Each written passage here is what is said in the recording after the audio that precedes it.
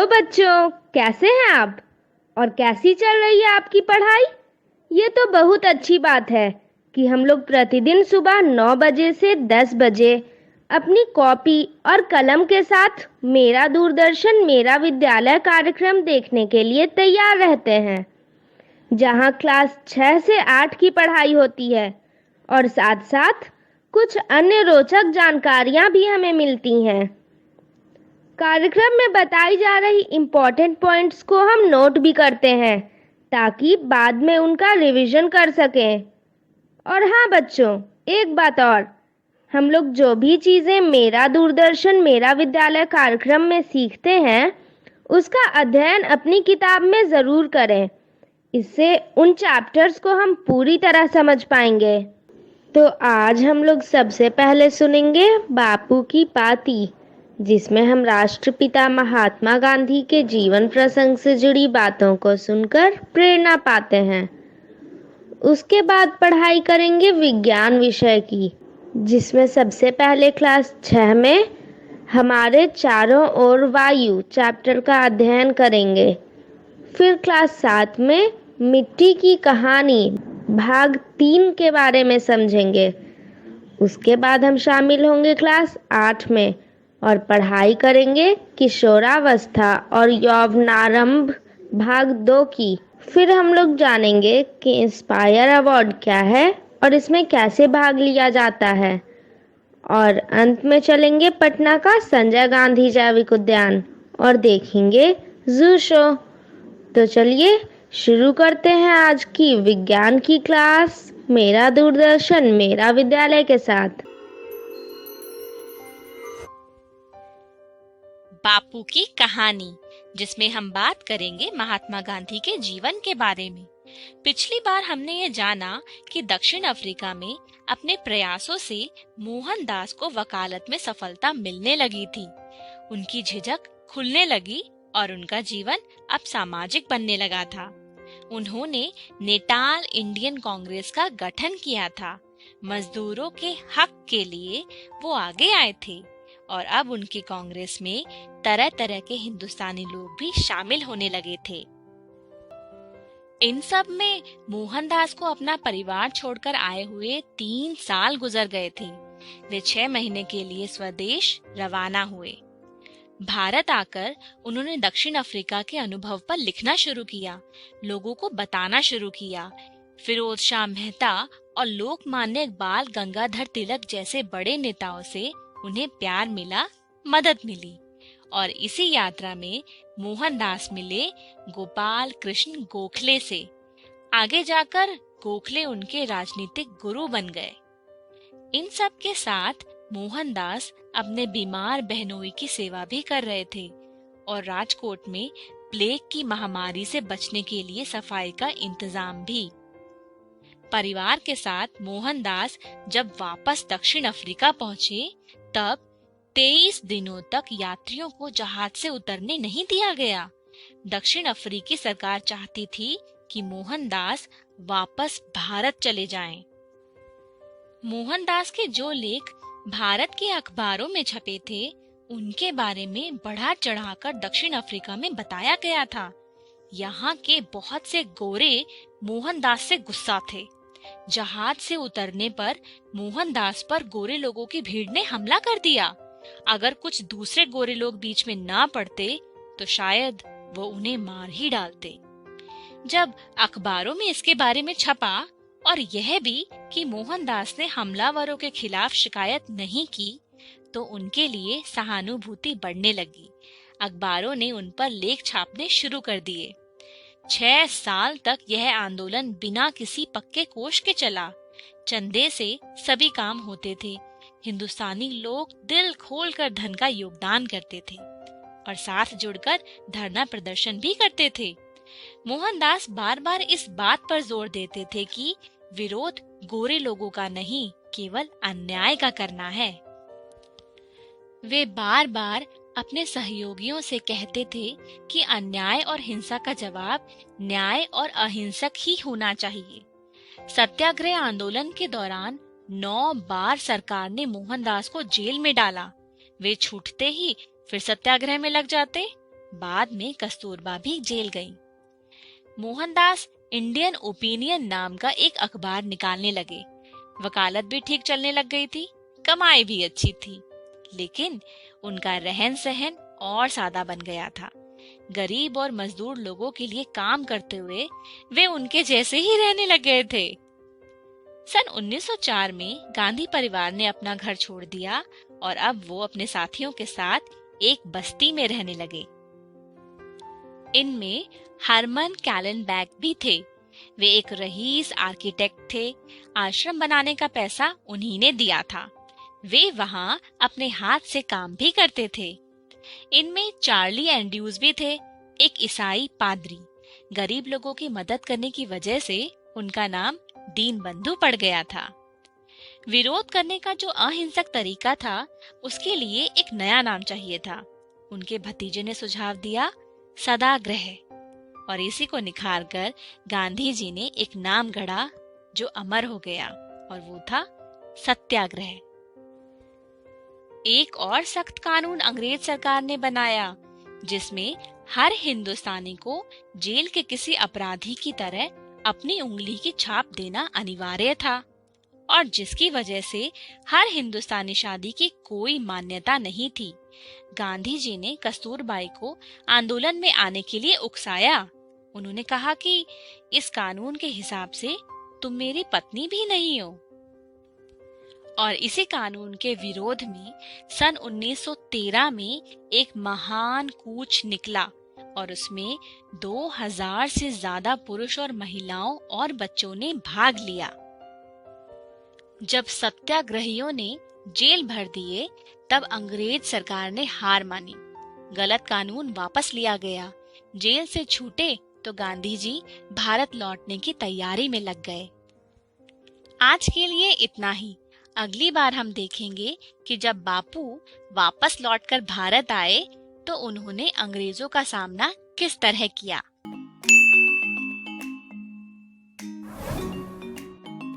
अंकित और पवन के स्कूल में विज्ञान प्रदर्शनी होने वाली थी। दोनों ने इस प्रदर्शनी में मिलकर भाग लेने का फैसला किया। उन्हें वायु से संबंधित एक प्रयोग दिखाना था। आज पवन अंकित के घर आया हुआ है, यह चर्चा करने के लिए कि वे इस प्रदर्शनी के लिए क्या प्रोजेक्ट बनाएंगे। अरे पवन, तुम आ गए? बैठो, मैं पानी लाता हूँ। नहीं अंकित, तुम भी बैठो। अंकित, इस बार हम वायु के प्रयोग से ऐसा मॉडल बनाएंगे जिससे सब आश्चर्यचकित हो जाएं। हाँ बिल्कुल, लेकिन पवन, मुझे तो कुछ खास सूझ ही नहीं रहा है। हम वायु से संबंधित क्या प्रयोग बनाएंगे? यही तो आज चर्चा करनी है।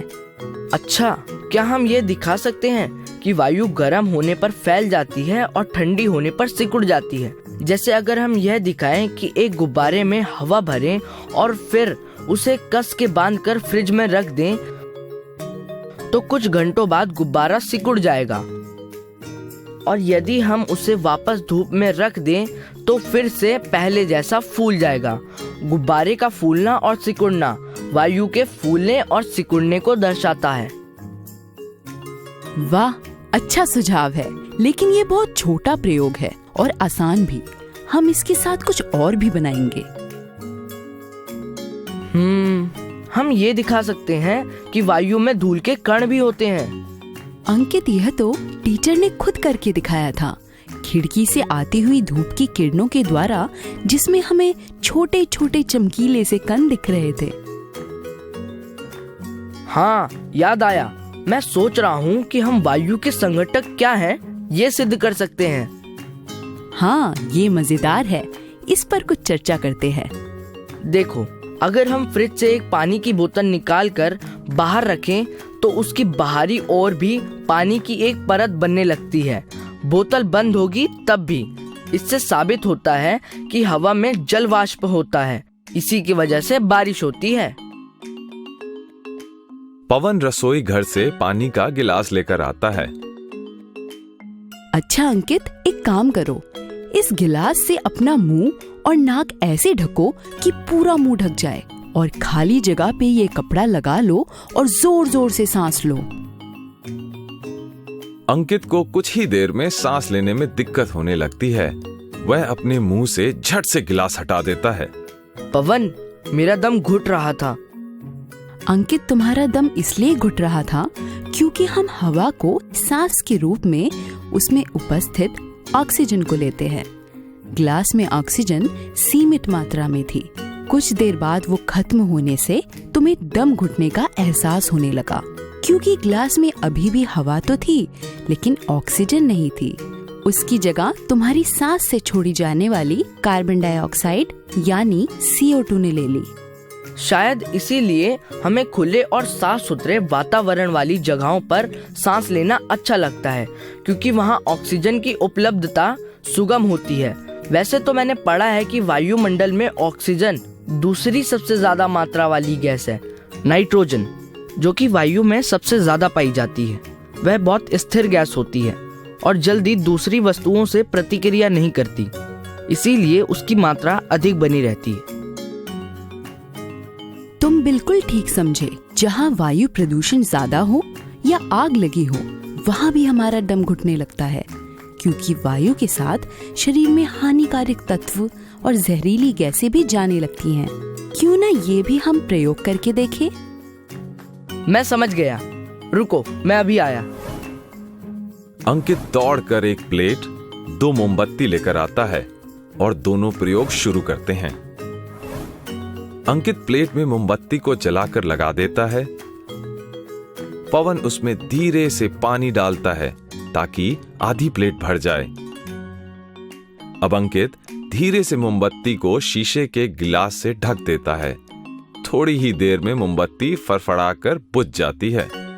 ये देखो, जल सतह ग्लास में ऊपर हो गई, यानी जितनी भी ऑक्सीजन जल गई उतनी जगह पानी ने भर दी। और देखो, गिलास में कुछ उजला धुआं भी भर गया है। ये शायद कार्बन डाइऑक्साइड या जहरीली गैसों का मिश्रण है। क्या बढ़िया और मजेदार प्रयोग था। क्या तुमने देखा है कि जब हम लकड़ी जलाते हैं तो उसमें से काला धुआं निकलता है। ये धुआं कई गैसों का मिश्रण होता है, जिसमें कार्बन डाइऑक्साइड यानी CO2 मुख्य गैस होती है। हाँ, मैंने टीवी पे समाचार में सुना था कि दिल्ली, लखनऊ जैसे शहरों में प्रदूषण, जिसमें ज्यादातर कार्बन डाइऑक्साइड होती है, अक्सर बढ़ जाती है, जिसके कारण सांस लेने में तकलीफ और कम दूरी तक दिखाई पड़ता है। सर्दियों में धुंध या कोहरा छा जाने से हमारी दृष्टि सीमा और भी कम हो जाती है। बिल्कुल ठीक। यह भी कि जब हम आसमान में ऊपर जाते हैं तो वायु और ऑक्सीजन की मात्रा कम होती जाती है, इसलिए पहाड़ों पर सांस लेना मुश्किल होता है। अच्छा, अब वायु के संगठन के बारे में बहुत बात हो गई। अब हमें अपने विज्ञान प्रदर्शनी पे ध्यान देना चाहिए। क्यों ना हम मोमबत्ती की जगह कोई लकड़ी या पूजा में इस्तेमाल वाले कपूर को जलाए और नीचे पानी की जगह कोई केमिकल का इस्तेमाल करे, जिसमें कार्बन डाइऑक्साइड घुलकर रंग बदल ले। वाह पवन, आइडिया तो अच्छा है। हमारा प्रयोग सबसे अच्छा होगा। इसके लिए हमें टीचर की मदद लेनी चाहिए। हाँ बिल्कुल, ये प्रयोग शायद बहुत लोगों ने किया हो, पर कुछ परिवर्तन कर हम इस प्रयोग से काफी कुछ प्रतियोगिता में दिखा पाएंगे। चलो, अब पढ़ाई बहुत हुई। सभी सामान जगह पर वापस रख देते हैं और खेलने चलते हैं। मिट्टी की कहानी भाग 3। पिछले वीडियो में आपने मिट्टी के प्रकार और मिट्टी के गुणों के बारे में जाना। मिट्टी जीवन का स्रोत है।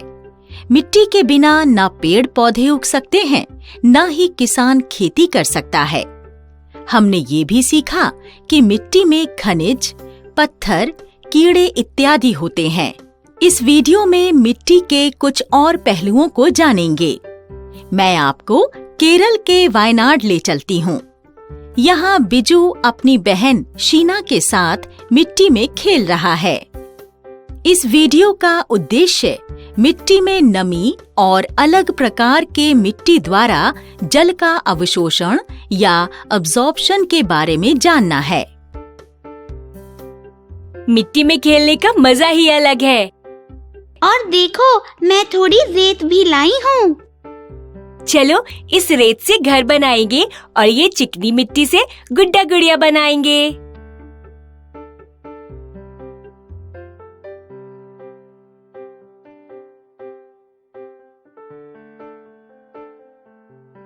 बीजू यहाँ देखो, रेत से बना घर बार बार टूट रहा है।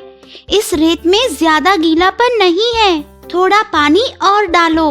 देखते हैं कि ऐसा करने से यह रेत का घर मजबूत बनता है या नहीं। चलो मैं थोड़ा सा पानी डालकर देखता हूँ, क्योंकि अगर ये चिकनी मिट्टी की तरह गीला हो गया तो ये रेत का घर खराब हो जाएगा।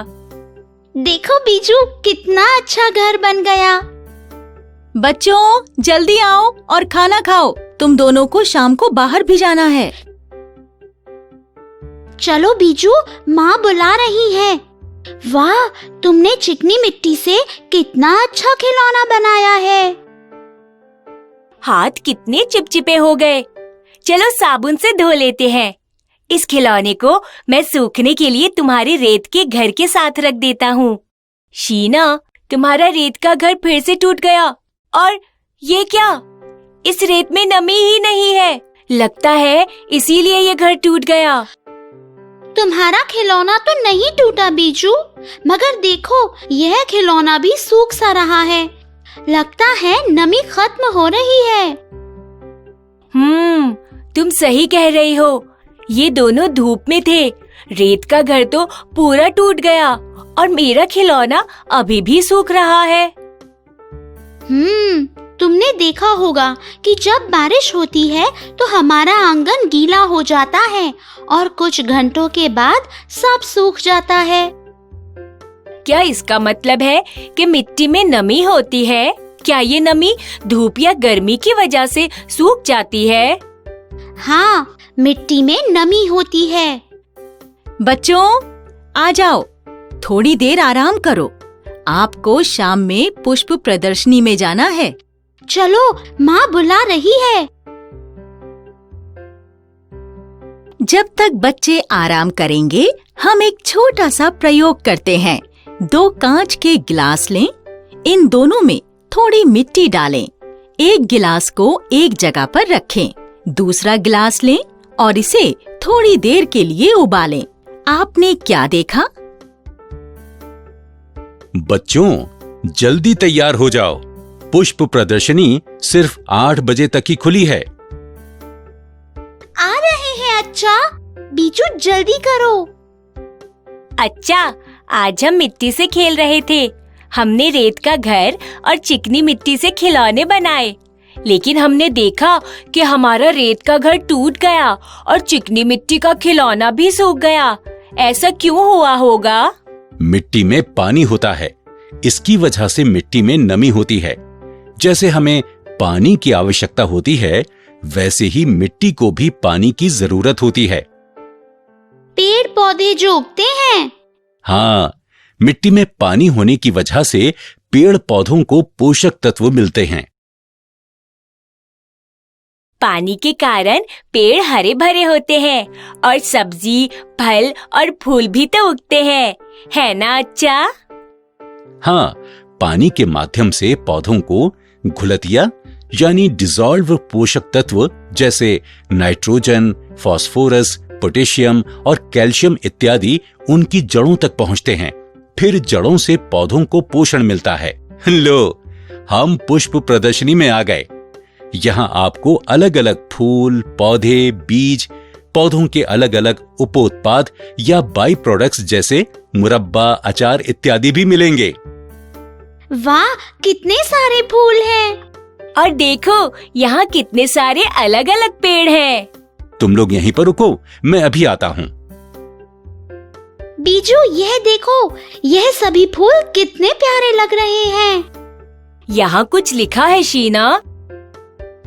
यहाँ लिखा है कि यह फूल अलग अलग तरह की मिट्टी में उगाए गए हैं। नमस्ते बच्चों, मेरा नाम कॉस्मोस फूल है और पता है मैं रेत में उगता हूँ। ये फूल तो बात कर रहा है। पता है, जिस रेतीली मिट्टी में मैं खिलता हूँ उसमें जल निर्माण क्षमता पर्याप्त नहीं है, इसलिए इस प्रकार की मिट्टी में बहुत सारी हवा मौजूद होती है। मेरे लिए अच्छी तरह से बढ़ना बहुत मुश्किल है, फिर भी मैं कोशिश करके देखो कितनी खूबसूरती से बढ़ा हूँ। इसलिए तो मुझे पुष्प प्रदर्शनी में प्रदर्शित किया गया है। क्या तुम मुझे घर ले जाना चाहोगे बच्चों? इस फूल की मिट्टी की जल धारण क्षमता बहुत कम है। ये फूल कितना सुंदर है और इसे तो पानी भी ज्यादा नहीं चाहिए। मैं इसे घर ले जाना चाहता हूँ। बच्चों, आप दोनों मुझे देखो। मैं वसंत की शुरुआत से लेकर मध्य गर्मियों तक खिलता हूँ। मैं सफेद से गुलाबी, लाल और पीले रंगों में खिलता हूँ। पता है, मैं मृण्मय मिट्टी यानी क्ले में खिलता हूँ। बच्चों, इस मिट्टी की जल धारण क्षमता बहुत अधिक है। बच्चों, इस गीली मिट्टी से आप खिलौने भी बना सकते हो। ये मिट्टी हर जगह मौजूद है। मुझे आप लोग घर ले चलो। ये मिट्टी कार्बनिक पदार्थों से समृद्ध है। कितना अच्छा है, लेकिन इसकी मिट्टी की जल धारण क्षमता काफी अधिक है, तो इस फूल को ज्यादा पानी चाहिए। क्या करें बीजू, इसे घर ले जाएं? बच्चों, मैं सबसे अच्छा हूँ। जिस मिट्टी में मैं खिलता हूँ उसे दुमटी मिट्टी यानी लोमी कहते हैं। इस मिट्टी में रेत, मिट्टी और गाद तीनों होती है। इसमें पर्याप्त ह्यूमस भी होता है। इसकी जल धारण क्षमता अच्छी है, ना कम ना ज्यादा। इस मिट्टी में पर्याप्त हवा मिलती है। ये खेती के लिए अनुकूल है। इस मिट्टी की वजह से पौधों की जड़ों को पानी, हवा और बढ़ने के लिए पर्याप्त जगह मिलती है। मैं भी हर जगह खिलता हूँ। मुझे घर ले चलो। बाप रे बाप, इन फूलों के बीच काफी झगड़ा हो रहा है। बीजू, क्या करें? अच्छन कहाँ है? पहले उनसे पूछ तो लें। बच्चों, आप दोनों किससे बात कर रहे थे? किसी से भी नहीं अच्छा। आप बताइए, इन तीनों में से कौन सा फूल आपको अच्छा लगा? हम उसी फूल को घर ले जाएंगे। मुझे तो तीनों के तीनों अच्छे लगे। इन तीनों को घर ले चलते हैं। क्या यहाँ झगड़ा कम था? फिर हम तीनों वहाँ भी लड़ेंगे। हाय बच्चों, इस वीडियो में आपने पौधों में नमी के बारे में और अलग अलग मिट्टी की जल धारण क्षमता के बारे में सीखा है। उम्मीद है कि ये वीडियो आपको अच्छा लगा होगा। अगले वीडियो में आप मिट्टी और फसलों के बारे में जानेंगे। फिर मिलेंगे।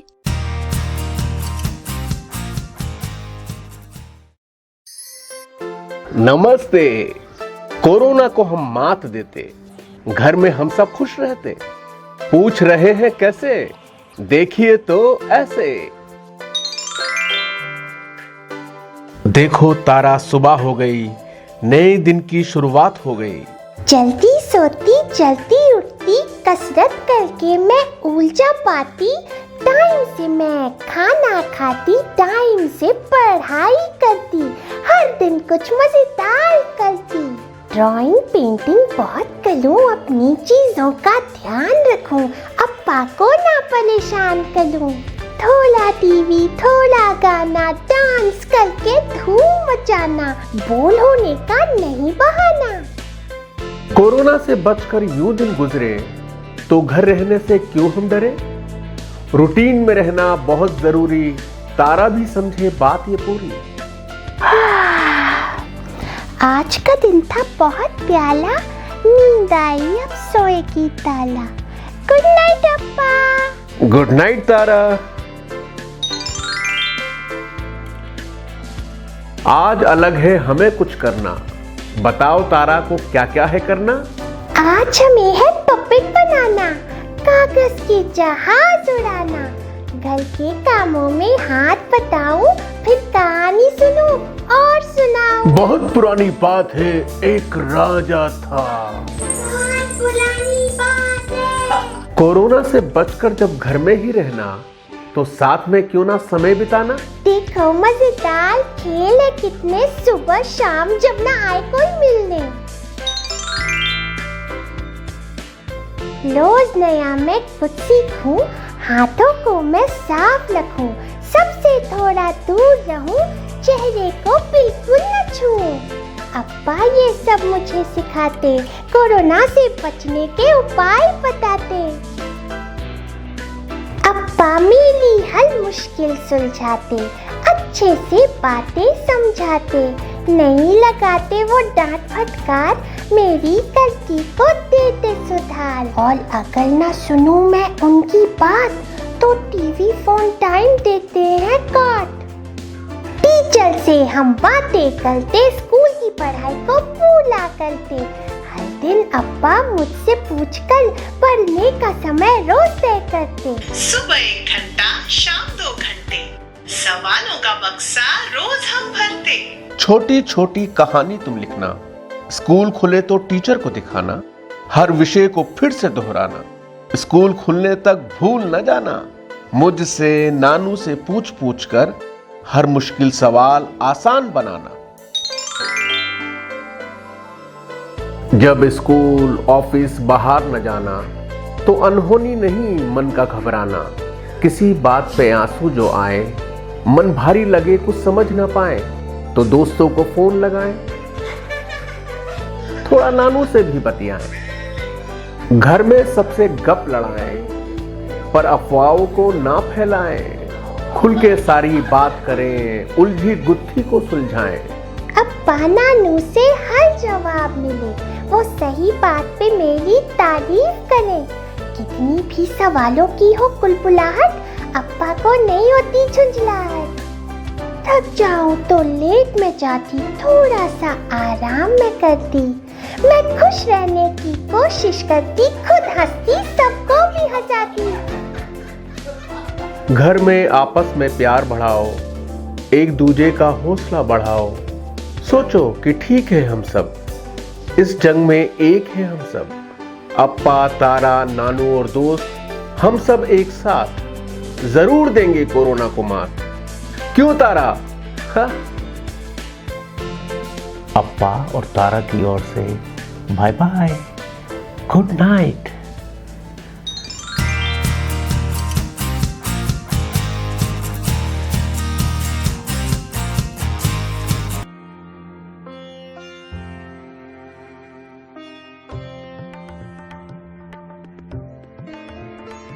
सानिया, ये एक 13 साल की 8वीं क्लास में पढ़ने वाली लड़की है जिसे नई नई चीजों के बारे में जानना पसंद है।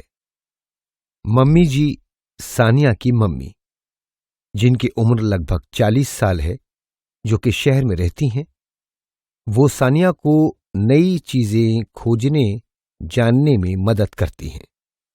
कबीर, सानिया का बड़ा भाई, जिसकी उम्र 14 साल है, वो 9वीं क्लास में पढ़ता है और सानिया को नई नई चीजें समझने में मदद करता है। हमने अब तक सीखा, लड़कियां और लड़के दोनों के शरीर और व्यवहार में बदलाव के समय को किशोरावस्था कहा जाता है। केवल शरीर में होने वाले परिवर्तनों को विशेष रूप से यौवनारंभ कहा जाता है। लड़कियों में 10 साल की उम्र में यौवन आरंभ शुरू होता है और 16 साल की उम्र में खत्म हो जाता है। लड़कों में 12 साल की उम्र में यौवन आरंभ शुरू होता है और 18 साल की उम्र में खत्म होता है। हालांकि ये सब व्यक्तियों में एक समान नहीं होता, एक से दूसरे व्यक्ति में अलग अलग हो सकता है। यौवन आरंभ होने का संकेत चेहरे और जघन बालों का बढ़ना है, लंबाई या कद का बढ़ना और हड्डियों में चौड़ापन आना। त्वचा भी बदलती है और लड़कियों और लड़कों के त्वचा पर मुहांसे हो सकते हैं। आमतौर पर जवान होने तक ये अपने आप ठीक हो जाते हैं। दोनों लिंग अपने शरीर में बदलाव का अनुभव करते हैं क्योंकि उनके यौन अंग बढ़ते हैं।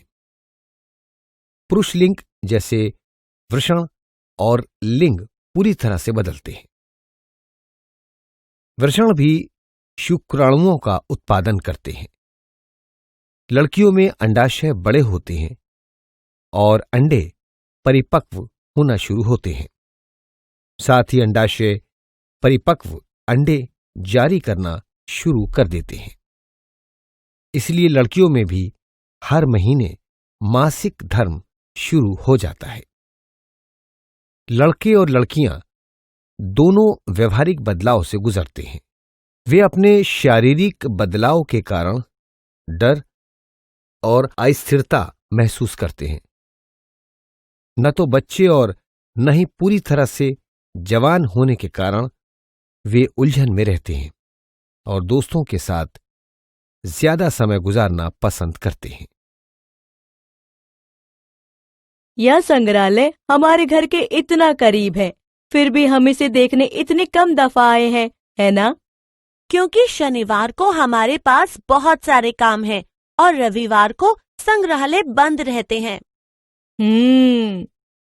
हमें और समय बर्बाद नहीं करना चाहिए। मैं उस खंड में जाना चाहती हूँ जहाँ मानव शरीर रचना विज्ञान पर वीडियो है। जरूर, चलो चलें। सानिया, यहाँ देखो, उनके पास मानव जीवन के विभिन्न चरणों पर वीडियो है। इसमें से एक किशोरावस्था के बारे में भी है। आइए हम इसे सुनते हैं। यह सच में एक दिलचस्प वीडियो है। मुझे यह सोचने में मजेदार लगता है कि सभी लड़कों और पुरुषों के गले में कंठमणि यानी एडम्स एप्पल होता है। दोस्तों, क्या आपको कंठमणि यानी एडम्स एप्पल के बारे में कुछ पता है? इसके लिए आप 2 मिनट का समय ले सकते हैं।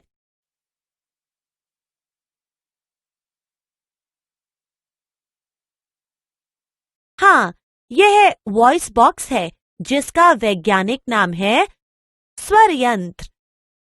लड़कों और लड़कियों दोनों में स्वर यंत्र होते हैं।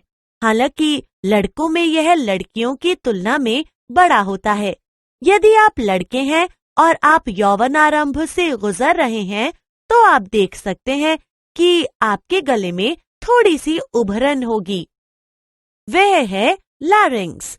किशोर लड़कों में कभी कभी स्वर यंत्र की पेशियों में अनियंत्रित वृद्धि हो जाती है और आवाज फटने या कर्कश होने लगती है। यह स्थिति कुछ दिनों या कुछ सप्ताह तक बनी रह सकती है, जिसके बाद स्वर सामान्य हो जाता है। अब मैं यह जानने के लिए उत्सुक हूँ कि यह सब शरीर में कैसे शुरू होता है। यौवन से गुजरने की यह प्रक्रिया कहाँ से शुरू होती है? मैंने इसे पिछले साल पढ़ा था। अंतःस्रावी तंत्र की पीयूष ग्रंथि। यह टेस्टोस्टेरोन और एस्ट्रोजन का उत्पादन करने के लिए महिलाओं के अंडाशय और पुरुषों के वृषण को हार्मोनल संकेत देता है। जब हार्मोन इन भागों में पहुंचते हैं तो वे उन्हें यौवनारंभ शुरू करने के संकेत देते हैं। ऐसा लगता है जैसे हमारे शरीर के अंग खो खो खेल रहे हैं। केवल यहाँ वे पीठ छूने के बजाय हार्मोन भेजते हैं। यह याद रखने का शानदार तरीका है, क्योंकि आपने अभी अभी जो बातें बताई हैं और इन तस्वीरों से मुझ में जो आंतरिक बदलाव है वे मुझे समझ आ रहे हैं। हमारी पुस्तिका में कुछ और बातें बताई गई हैं। मैं उनके बारे में थोड़ा और जानना चाहती हूँ। दोस्तों, क्या आपको याद है मम्मी और मैंने मासिक धर्म के बारे में बात की थी? एक लड़की के पहले मासिक धर्म प्रवाह और मासिक धर्म प्रवाह के ठहराव के लिए उपयोग किए जाने वाले नाम क्या हैं? हाँ, आपने सही जवाब दिया। पहले प्रवाह को रजोदर्शन कहा जाता है और मासिक धर्म के रुकने को रजोनिवृत्ति कहा जाता है। कबीर, मैं यह समझना चाहती हूँ कि यह कैसे तय किया जाता है कि किसी को लड़का होगा या लड़की?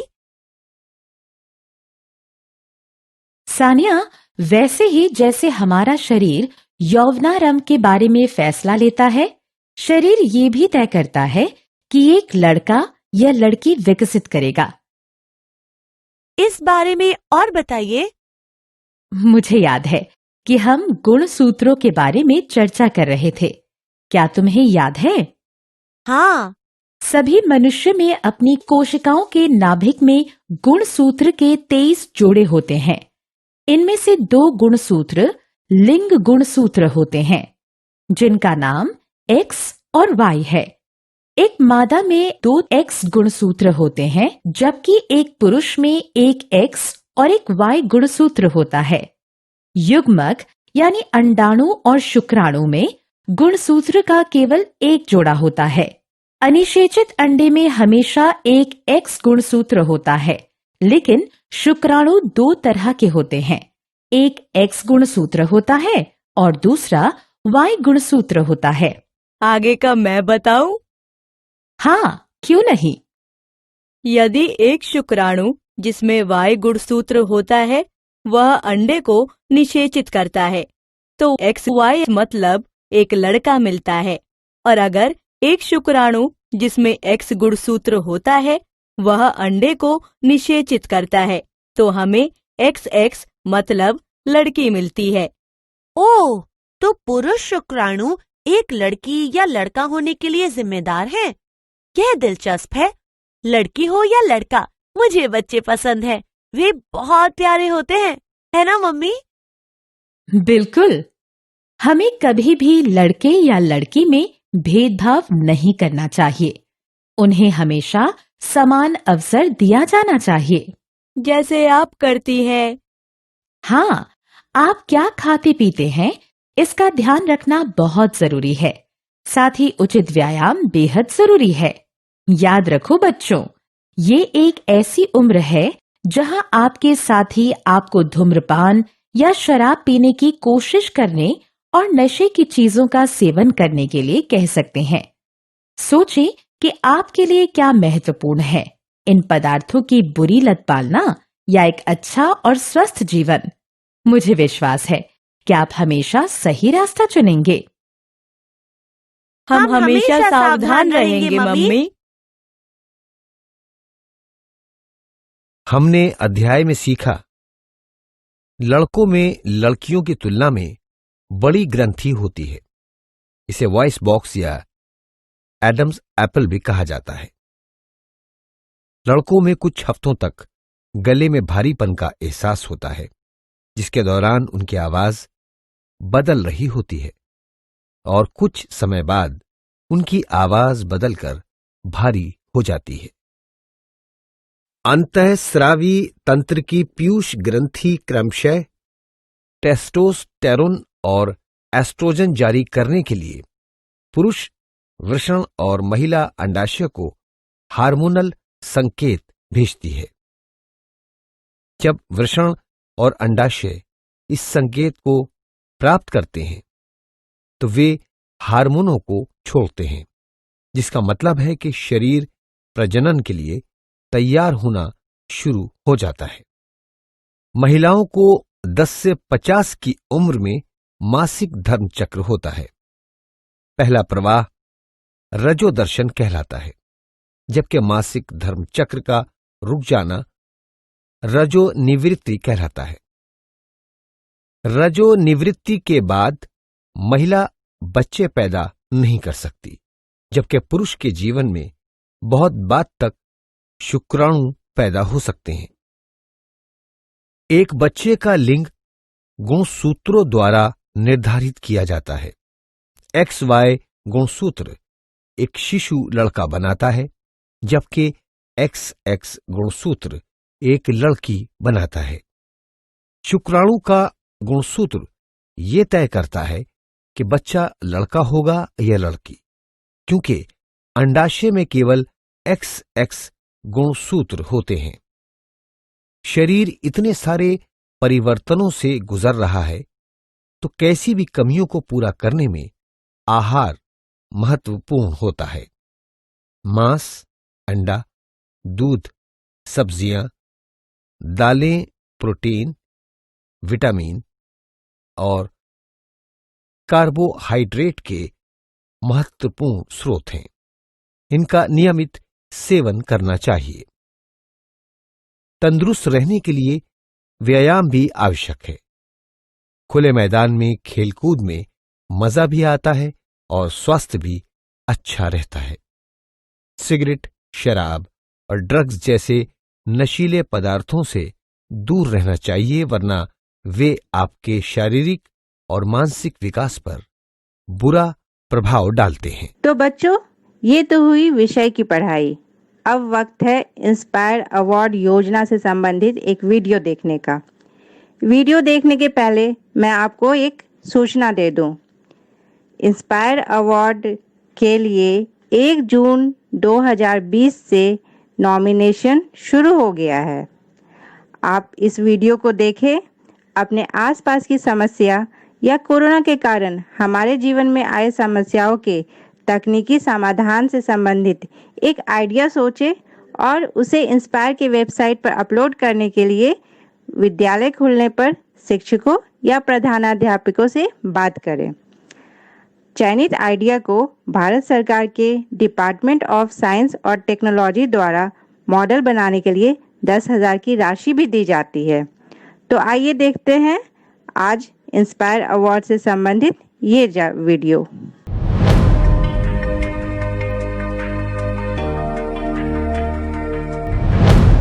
साइंस, टेक्नोलॉजी और इनोवेशन, बदलता भारत, एक नया भारत। बदलते भारत की इस तस्वीर में बच्चे भी अपने इनोवेशन से रंग भर रहे हैं। बच्चों के नए नए आइडिया बड़ी बड़ी समस्याओं का समाधान सुझा रहे हैं। जैसे अंडमान और निकोबार के सयन अख्तर शेख ने गैस सिलेंडर के कैप को आसानी से खोलने का औजार बनाया है। और मध्य प्रदेश की रहने वाली सुलोचना काकोडिया ने एक अनोखी ऑटोमेटिक टॉयलेट क्लीनिंग मशीन बनाई है।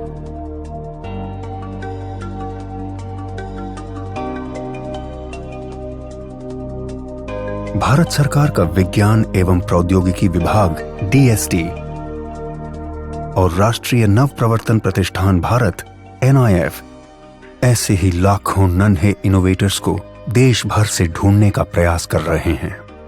और इस अभिनव प्रयास का माध्यम है इंस्पायर अवार्ड्स मानक।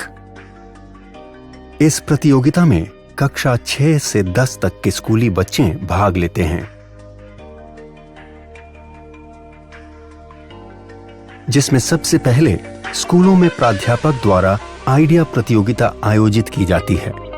इसके जरिए बच्चों के बेस्ट 2 से 3 आइडिया का चयन किया जाता है, जिसका नामांकन इंस्पायर अवार्ड्स मानक के वेब पोर्टल पर स्कूल द्वारा किया जाता है।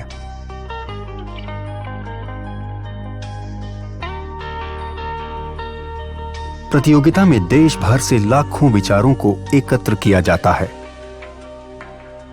फिर 1 लाख सर्वश्रेष्ठ विचारों का चयन कर उन्हें प्रोटोटाइप बनाने के लिए 10,000 रुपए की आर्थिक सहायता दी जाती है।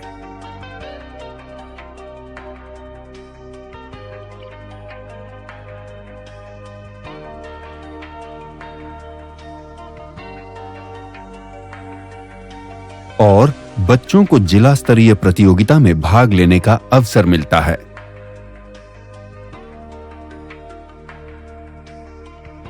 इसके बाद 10,000 आइडिया को राज्य स्तरीय प्रदर्शनी में भाग लेने का मौका मिलता है, जहां से श्रेष्ठ 1000 आइडिया को राष्ट्र स्तरीय प्रतियोगिता के लिए चयनित किया जाता है। इन आइडिया के प्रोटोटाइप को बेहतर बनाने के लिए NIF देश के विभिन्न तकनीकी संस्थानों के सहयोग से मेंटरिंग वर्कशॉप के जरिए विद्यार्थियों को मदद और तकनीकी सलाह उपलब्ध कराता है।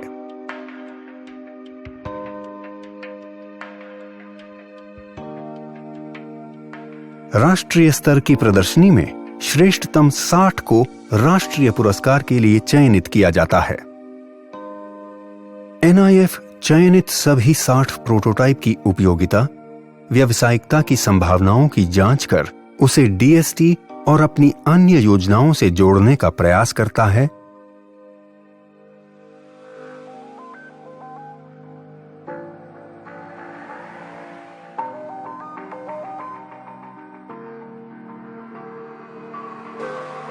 तथा वार्षिक festival of innovation and entrepreneurship में उनकी प्रतिभागिता कराता है।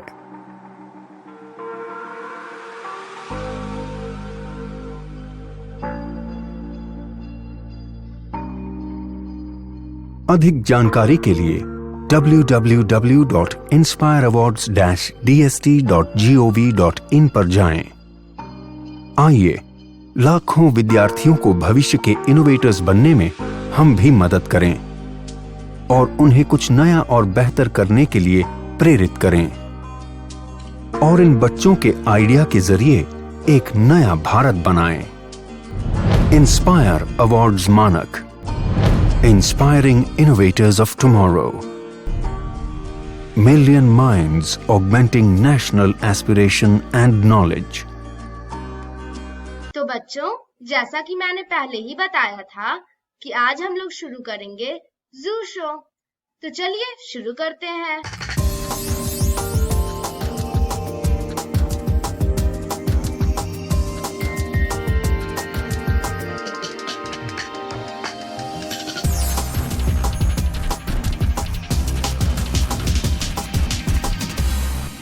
संजय गांधी जैविक उद्यान के जू आउटरीच प्रोग्राम में एक बार फिर आपका स्वागत है। आज की कड़ी में हम चलेंगे चीतल यानी स्पॉटेड डियर के एनक्लोजर में और जानेंगे इससे जुड़ी अहम जानकारियां। चीतल या स्पॉटेड डियर दक्षिण एशिया में भारत, श्रीलंका, नेपाल और बांग्लादेश में पाए जाते हैं। बिहार में वाल्मीकि टाइगर रिजर्व के अलावा अन्य जंगलों में भी पाए जाते हैं।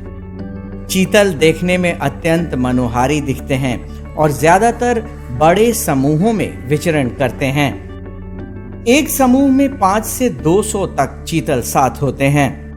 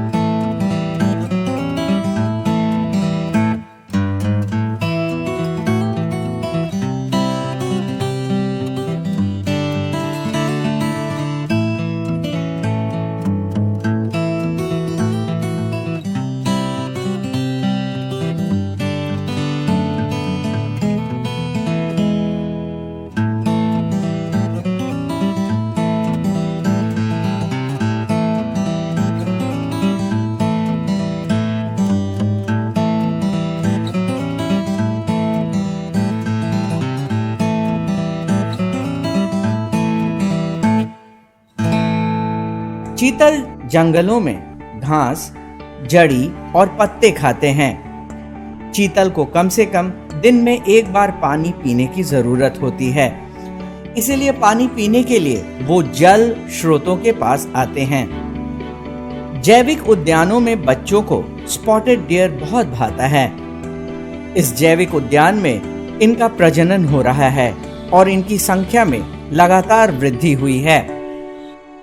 जो इनका इनक्लोजर है, जैसा आप देख सकते हैं, काफ़ी बड़ा इनक्लोजर है। इसको नेचुरलिस्टिक बनाया गया है, जिसमें काफ़ी सारे वृक्ष भी हैं और इनकी संख्या यहाँ पर पटना जू में लगभग 80 के पास है और ये काफ़ी प्रोलिफिक ब्रीडर होते हैं।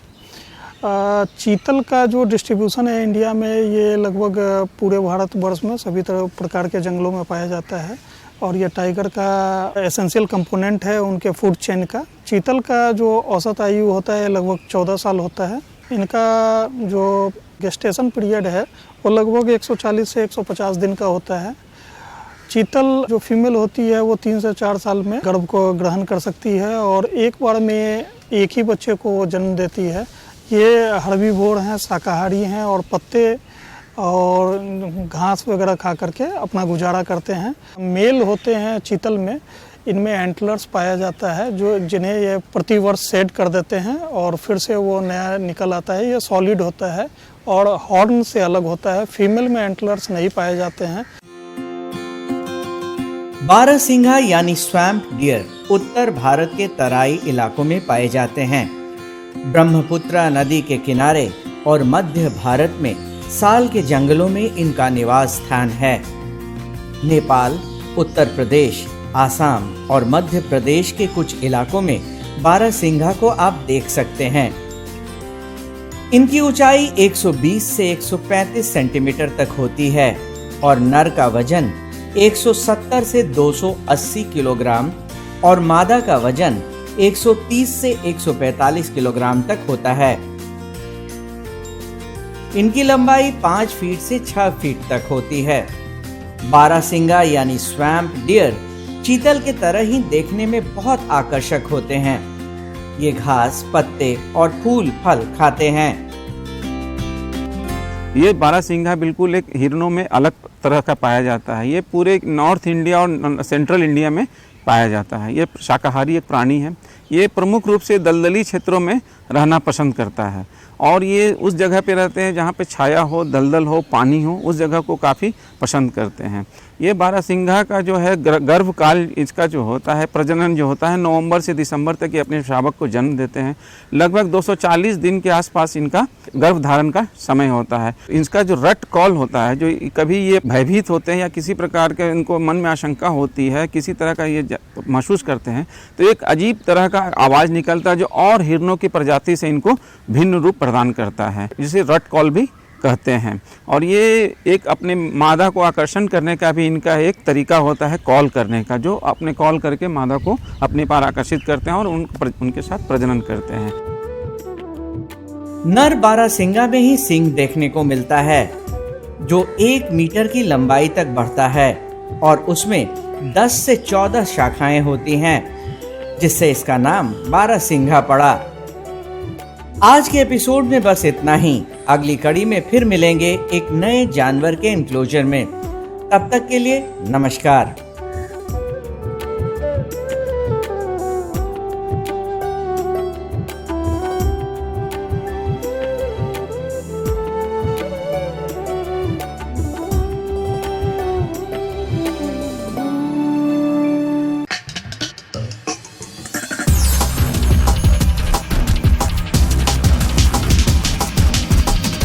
तो आशा करती हूँ बच्चों, आज के एपिसोड में आपने जरूर कुछ नया सीखा होगा।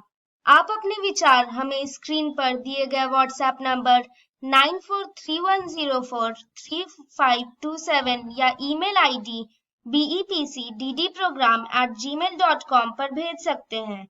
और हाँ, आप मेरा दूरदर्शन मेरा विद्यालय कार्यक्रम को कभी भी बिहार शिक्षा परियोजना परिषद के YouTube चैनल पर देख सकते हैं। इसके लिए सर्च करें BEPC मेरा दूरदर्शन मेरा विद्यालय और कार्यक्रम को देखें, इम्पोर्टेंट पॉइंट्स को नोट करें और क्वेश्चंस हल करें।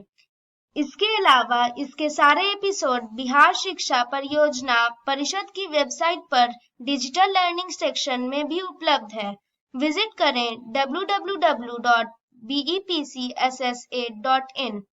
और आपको तो पता ही है कि आप खुद से लिखी कविताएं, कहानियां, पेंटिंग्स या इनके 2 से 3 मिनट के वीडियो भी हमें स्क्रीन पर दिए गए व्हाट्सएप नंबर या ईमेल आईडी पर अपना नाम, कक्षा, विद्यालय का नाम, प्रखंड और जिले के नाम के साथ भेज सकते हैं। हम चुने गए एंट्रीज को आने वाले एपिसोड में प्रसारित भी करेंगे।